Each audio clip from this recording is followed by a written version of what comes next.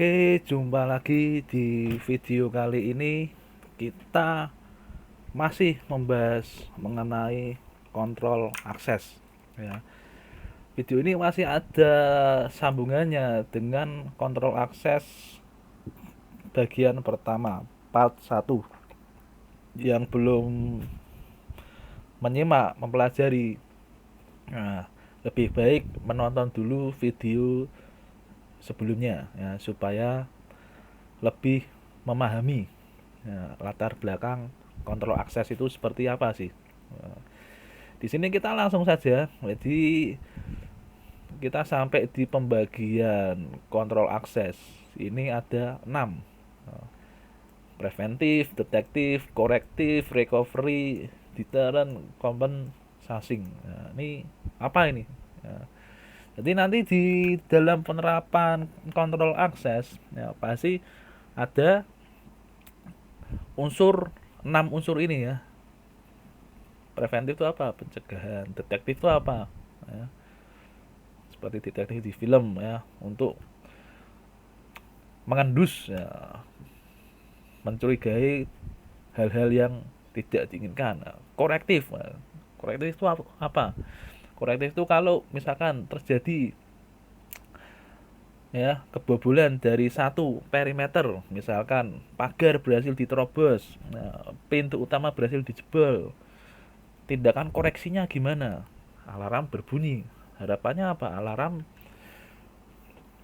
ketika berbunyi nah, bisa memberitahu ke ruang kontrol penjaga. Nanti penjaga mengirimkan personel tambahan untuk mengamankan daerah yang sudah dibobol. Recovery, tidak usah kita bahas lebih dalam lagi ya, pengembalian kepada keadaan yang semula. Deterrent, nah, kompensasi, nah, nanti akan kita bahas lebih detail lagi di slide selanjutnya.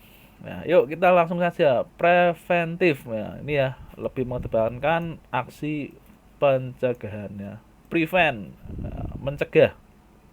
Nah, ya kontrol akses mencegah ini contohnya apa? Nah, jadi misalkan ya sebelum saya misalkan mempunyai rumah, ya, rumah ini nah, ingin saya sewakan, ingin saya kontrakkan. Nah, tapi tidak sembarangan orang boleh menyewa atau mengontrak. Meskipun bisa membayar, misalkan punya uang, tapi tidak serta-merta boleh langsung menyewa rumah saya. Nah, harus kita ngobrol dulu. Nah, kemudian nanya latar belakangnya. Kita tidak ingin yang menyewa ini latar belakangnya kurang baik. Ya, misalkan track recordnya jahat. Nah, karena apa? Nanti bisa-bisa ya sebagai penyewa rumah nanti direpotkan oleh tindakan yang dilakukan oleh penyewanya. Ya kan maunya untung malah nambah-nambah pekerjaan. Kita tidak mau. Nah, kemudian waktu sebagai HRD ya, ingin merekrut karyawan kan melakukan ujian, nah, tes. Nah, karyawan dites dulu apakah ada indikasi pemakaian obat-obatan terlarang ya, lebih baik dites dulu di awal di calon karyawan. Karena apa? Karena kalau sudah jadi karyawan kemudian kebiasaannya masih sama menggunakan obat-obatan terlarang ya kan sifatnya candu. Kalau candu nanti bisa mempengaruhi performa ya, kalau cuma performa ya. Kalau berurusan dengan pihak yang berwajib ya, kan juga tidak baik juga. Nanti juga kredibilitas perusahaan juga ikut tercoreng. Nah, itulah mencegah lebih baik daripada mengobati. Nah, preventif. Oke, yang berikutnya detektif. Nah, jadi detektif contohnya apa? Mengirim alarm. Tadi contohnya ya, ketika ruangan gedung berhasil dimasuki tanpa izin, tanpa kontrol akses yang benar ya, sensor berbunyi. Nah, atau ketika Di dalam ruangan ada api, sensor berbunyi, ya.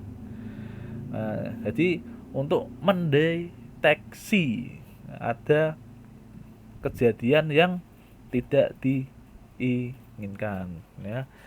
Jadi ini bisa dikembangkan misalkan secara logis, ya kan, secara fisik ini, ya, yang alarm ini, ya. Kalau secara logis bisa membuat sistem pendeteksi gangguan jaringan, ya.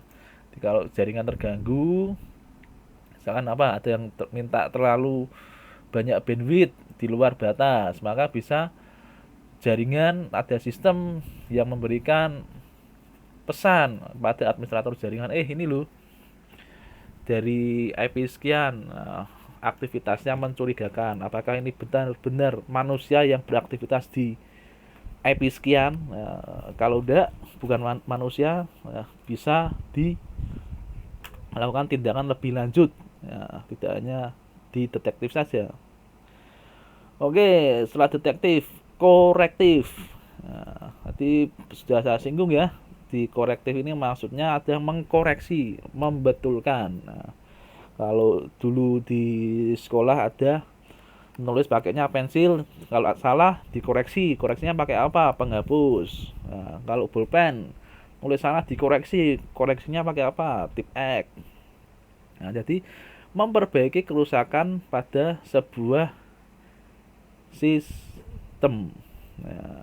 Jadi contohnya begini, ya, ketika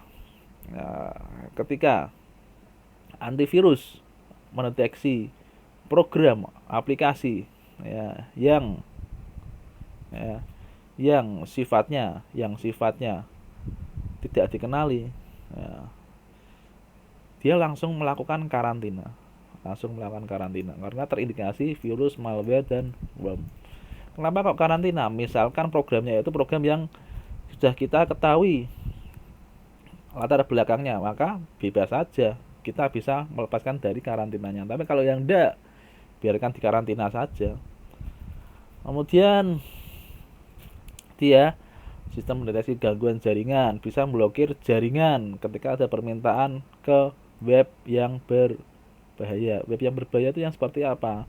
Misalkan ini, ya, contoh mengakses web, keluar peringatan seperti ini, situs yang akan dibuka berisi software perusak. Ini kan kalau lihat seperti ini kan sedikit, wah, berbahaya nih, apa ini websitenya isinya nih, ya.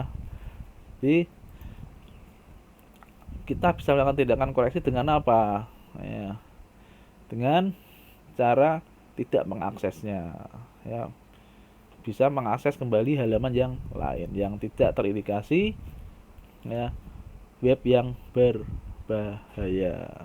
Kemudian yang berikutnya tipe akses kontrol recovery.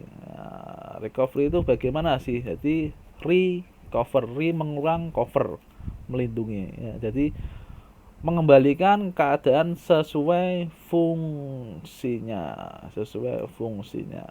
Misalkan nih, kalau server rusak, apa yang dilakukan? Menggunakan data backup, datanya di backup. Kemudian misalkan, ya, enggak cukup kalau cuma backup, kalau cuma di backup nanti restore-nya butuh waktu, maka harus dilakukan hal yang lain. Hal yang lain itu apa? Hal yang lain itu misalkan bisa membuat infrastruktur model mirroring. Mirroring itu seperti apa sih mirroring? Jadi seperti ini, ya. Ini ada komputer prinsipal. Ini komputer yang utama. Ya, pengguna kalau mengakses komputer prinsipal ini. Ya, tapi selain prinsipal dia mempunyai backupan. Backupan itu istilahnya komputer mirror, sebagai kacanya, ya, sama persis duplikasi. Ya, tapi selain dua komputer ini juga memerlukan sebuah komputer lagi. Ini berfungsi sebagai witness, saksi bahwa datanya sudah dikirimkan dari prinsipal ke mirror. Jadi kenapa kok dibuat seperti ini, ya? Jadi ini sebetulnya recovery itu bukan hal yang gampang dan murah. Untuk recovery setidaknya butuh 3 komputer ini kalau model infrastrukturnya seperti ini, ya. Kalau berbicara infrastruktur yang lain, ya mungkin bisa berbeda. Nah, ini kalau gini ya, ketika prinsipal jatuh, diserang, error, kena hack, ya, kena virus, maka komputer mirror ini langsung muncul sebagai komputer prinsipal. Nah, jadi tidak ada downtime, harapannya seperti itu ya. Oke, tipe kontrol akses berikutnya yaitu deterrent. Nah, apa ini? Jadi menghalangi pengguna dalam melakukan aksi. Nah, jadi kan kita sering melihat ya, misalkan di rumah sakit juga ya, ketika sudah masuk ke ruang parkir ya, kemudian melewati mau masuk gedung utama, ada satuan pengamanan, bapak-bapak satpam atau ibu satpam. Nah, itu gunanya untuk menghalangi pengguna dalam melakukan aksi. Menghalangi gimana loh, cuma mau berkunjung lah. Itu kalau yang berkunjung orang yang baik, kalau yang berkunjung orang yang jahat. Nah, jadi satpam bisa, tugas keamanan bisa jadi filter untuk menghalangi tindakan. Nah, kalau satpamnya diapa-apain, ya, satpam yang lain bisa memberikan kontrol akses sebagai detektif, mendetek. Kalau mendetek, setelah itu akan dilakukan apa? Korektif, mengkoreksi kalau terjadi satpamnya itu diapa-apain. Nah, kemudian contoh berikutnya adalah memberikan tulisan awas ada anjing galak. Ya, ini simpel sekali ya. Ada gedung, ada kantor atau rumah yang tidak ingin orang masuk sembarangan di tempatnya. Nah, dia untuk memberikan efek gertak, memberikan tulisan ini, awas anjing galak. Nah, orang kalau mau masuk kan mikir dulu nih, wah tuh ada anjing nih seperti ini nih. Padahal bisa saja belum tentu ada anjingnya ya. Tapi kalau berpikirannya seperti itu, ini paling cuma gambar, masuk ada anjingnya beneran lah.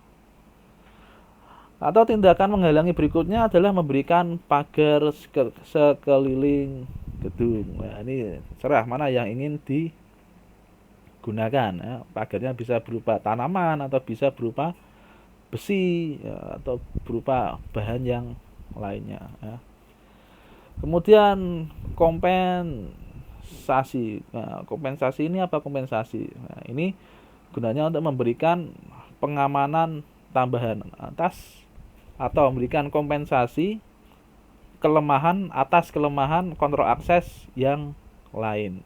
Nah, ini kalau kalian sudah pernah melihat materi mengenai multi layer security, nah, tentunya tidak asing dengan gambar ini. Nah, ini gambar sebuah kastil. Sebuah kastil. Nah, ini kompensasinya ya dimaksud apa sih? Nah, jadi kalau orang mau menyeberangi masuki kastil ini kan dia harus melewati parit ini. Kalau tidak mau lewat gerbang utama ya, terus lewat parit ya. Kalau mau lewat parit padahal ada buayanya di paritnya ini. Nah, seandainya ada orang yang sanggup berenang cepat, lebih cepat dari buaya ya, dia berhasil menyeberangi parit ini dan mau masuk ke kastilnya. Dia bisa memanjat kastilnya ini, sudah masuk. Ceritanya di dalam sini nih, sudah di dalam ini. Nah, ini kan berarti kan keamanan ya, tingkat keamanan yang di parit level 1 dan yang di pagar level 2 ini kan sudah berhasil ditembus. Nah, kalau ditembus ya, harus memberikan kompensasinya apa? Menaruh penjaga di sini. Jadi kalau ada orang yang masuk tidak dikenal di sini, diberi kompensasi, ada penjaganya. Langsung berteriak, langsung bereaksi berteriak kah, atau langsung menyergap atau melapor. Nah, tapi setidaknya sudah ada kompensasi ya. Kompensasi terhadap kelemahan yang lain alias bisa ditembus. Nah, ini ya, jadi penerapan yang lainnya bisa saja di luar gedung ada CCTV ya, kemudian dalamnya ada satpam. Nah, kemudian kalau sudah berhasil melewati satpam harus melewati sensor biometrik atau kartu. Nah, jadi bisa dikompensasi seperti itu ya. Oke, begitu saja mengenai tipe kontrol akses ya. Kalau ada yang mau ditanyakan atau didiskusikan, bisa tulis saja di kolom komentar. Sekian video kali ini, kurang lebihnya mohon maaf, dan jangan lupa untuk happy coding.